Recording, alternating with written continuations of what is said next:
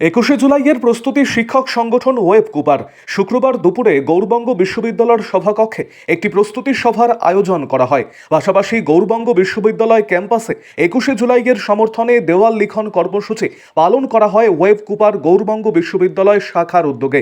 উপস্থিত ছিলেন তৃণমূলের জেলা চেয়ারম্যান চৈতালি ঘোষ সরকার, সভাপতি আব্দুর রহিম বক্সি, ওয়েব কুপার গৌরবঙ্গ বিশ্ববিদ্যালয় শাখার সভাপতি সনাতন দাস সহ অন্যান্য সদস্যরা। আগামী 21শে জুলাই তৃণমূল সুপ্রিমো মমতা বন্দ্যোপাধ্যায়ের ডাকে কলকাতার ধর্মতলায় অনুষ্ঠিত হবে প্রকাশ্য সভা। অন্যান্য জেলার পাশাপাশি মালদা জেলা থেকেও সেই সভায় উপস্থিত হতে প্রস্তুতি শুরু করেছে শিক্ষক সংগঠন ওয়েব কুপা। এদিন দেওয়াল লিখনের মধ্য দিয়ে 21শে জুলাইয়ের সমর্থনে প্রস্তুতি শুরু করা হয়। দেওয়াল লিখনে অংশ নেন জেলা তৃণমূল কংগ্রেসের চেয়ারম্যান চৈতালি ঘোষ সরকার, সভাপতি আব্দুর রহিম বক্সি সহ ওয়েব কুপার কর্মকর্তারা। আরও আপডেট থাকতে আমাদের ভিডিও শেয়ার ও ফেসবুক পেজটিকে লাইক করে ফলো করে দিন।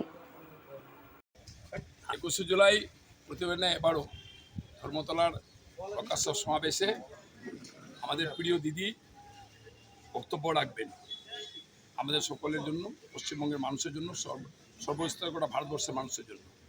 সেই সমাবেশকে সফল করতে তৃণমূল কংগ্রেস মালদা জেলা কমিটি এবং তার সমস্ত শাখা সংগঠন নিজ নিজ ক্ষেত্রে তারা প্রস্তুতি সভা অনুষ্ঠিত করছেন।